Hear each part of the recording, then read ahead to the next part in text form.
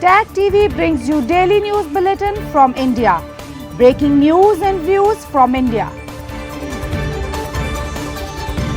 You're watching South Asia NEWSLINE and here are the top stories we are tracking for you on Wednesday, the 14th of May. India slams China's preposterous renaming attempts of places in Arunachal Pradesh. India expels Pakistani official for espionage. Pakistan makes tit-for-tat move. And Taliban says ready for dialogue with the US on Afghan refugees.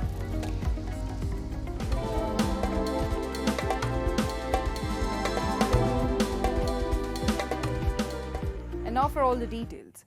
India has categorically rejected China's zane and preposterous attempts to rename places in the Indian state of Arunachal Pradesh and emphasized that such maneuvers would not change the reality that Arunachal Pradesh was, is and will always remain an integral and alienable part of India. In a statement, India's Foreign Ministry spokesperson Randhir Jaiswal, rejecting the Chinese assertion, said New Delhi has noticed that China has persisted with its vain and preposterous attempts to name places in the Indian state of Arunachal Pradesh. Consistent with our principled position, we reject such attempts categorically, Jaiswal said. He added that such creative naming will not alter the undeniable reality that Arunachal Pradesh is an integral part of India. China claims India's northeastern state of Arunachal Pradesh to be a part of southern Tibet, and its past it has renamed several places in the region in Chinese. India has time and again firmly rebuffed the baseless arguments by China to rename Indian territories. And as tensions still loom between New Delhi and Islamabad, both countries declared junior staff working at diplomatic missions in their respective countries as persona non grata. New Delhi on Tuesday said a Pakistani official of the Pakistani High Commission was expelled from the country for espionage in India, with a demarche issued to Pakistan charged the affair's Saad Warrick. While the identity of the official was not revealed, reports have indicated the staff was linked to recent arrest of two individuals for leaking sensitive information regarding Indian Army movements to Pakistan. Hours later, Pakistan, in a tit-for-tat move, expelled an Indian official on similar charges without providing further links or evidence. Meanwhile, as truce between India and Pakistan entered the fourth day, New Delhi has reiterated no third party was involved in ending the hostilities, effectively dismissing US President Donald Trump's claims of brokering the truce. Addressing a weekly press briefing, India's Foreign Ministry spokesperson Randhir Jaiswal said, while Indian Prime Minister did receive calls from US Vice President J.D. Vance, it was conveyed if Pakistan fires, India will respond accordingly. He added it was action by Indian forces that compelled Pakistan to seek an agreement with India. Slamming Trump for his offer to mediate on Kashmir, Jaiswal said it's a long-standing national position that any issues pertaining to Jammu and Kashmir have to be addressed by India and Pakistan bilaterally. He added the policy has not changed and the outstanding matter is only the vacation of illegally occupied Indian territories by Pakistan. Meanwhile, as a fragile truce ended the hostilities between India and Pakistan, Islamabad has said it remains committed to the understanding with India agreed after 4 days of intense fighting last week, but raised objection over Indian Prime Minister Narendra Modi's recent remarks, calling them provocative. In a statement, Pakistan's Foreign Ministry raising objection to said the comments made by Prime Minister Modi during the address to the nation were inflammatory. The statement added the truce was brokered with help of friendly nation, a claim rejected by PM Modi as well as the Indian Foreign Ministry. In a copycat remarks, the statement further said Pakistan will monitor India's actions towards the truce and will respond accordingly. Notably, Prime Minister Modi reiterated India's stance in his address to Air Force personnel in Adampur. He said India's Lakshman Rekha against terrorism is now very clear. If they are in any terror attack again, India will give a befitting reply, as he once again highlighted India has only suspended its military response on Pakistan's appeal. He said, while India is the country of Buddha, it is also the land of Guru Gobind Singh, and added, tradition to take up arms to destroy evil and establish righteousness. India wants peace, but if humanity is attacked, then India also knows very well how to destroy the enemy on the war front. The Indian Prime Minister said with S-400 system in the background, which Islamabad claimed was destroyed in its military action. साथियों, आतंक के विरुद्ध भारत की लक्ष्मण रेखा अब एकदम स्पष्ट है।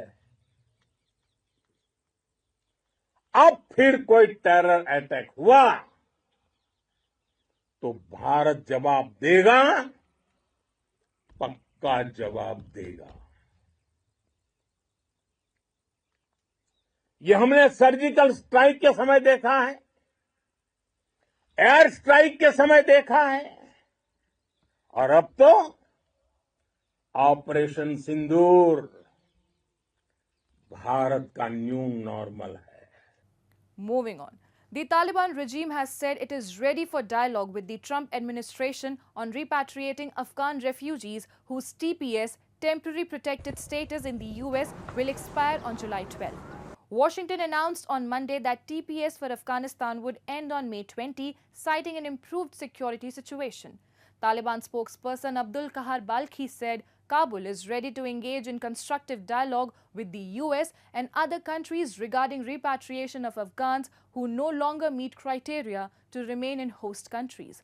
Although the Taliban have assured that returnees can safely return, the UN has documented executions, disappearances and the imposition of strict restrictions on women.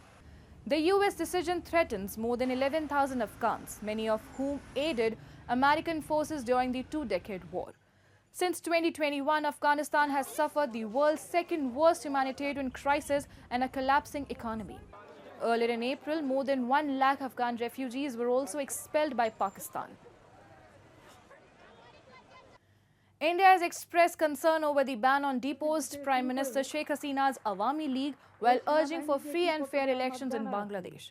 As a democracy, India is naturally concerned at the curtailment of democratic freedoms and shrinking political space in the neighbouring country. India's Foreign Ministry spokesperson Randhir Jaiswal said, calling for early and inclusive polls. Ties between New Delhi and Dhaka have grown tense since Hasina's ouster amid the July movement uprising, which accused her of authoritarian rule and human rights abuses. India had long supported the Awami League-led government, viewing it as a key ally in regional stability and counter-terrorism. Elections are entirely Bangladesh's internal matter, said Press Secretary Shafiqul Alam. We have witnessed how the Awami League destroyed a democratic fabric and compromised sovereignty during its 15-year rule. Alam defended the ban, citing national security and the protection of July movement activists and war crimes tribunal witnesses. Moving on. Sri Lanka Podujana Permuna MP Namal Rajapaksa has condemned through recent inauguration of a Tamil genocide memorial in Canada, calling it a politically motivated move that distorts the country's history. Taking to X, Rajapaksa urged the Sri Lankan government to take immediate diplomatic action and summon the Canadian High Commissioner in protest.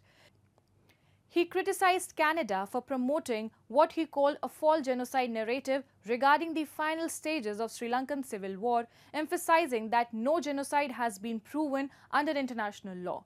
The memorial, he argued, undermines reconciliation efforts and reflects the influence of certain Tamil diaspora factions that he claims seek to divide the country for political gain. Rajapaksa highlighted the violent legacy of LTTE and its widespread use of child soldiers. He described the military campaign against the LTTE as a legitimate effort to end terrorism affecting both Tamil and Sinhala civilians. He also accused Canada of having a history of sympathizing with extremist groups, including LTTE and Khalistani elements, which he said compromises its credibility on global peace and security issues. That's all in tonight's edition. We will see you same time tomorrow. Till then, good night.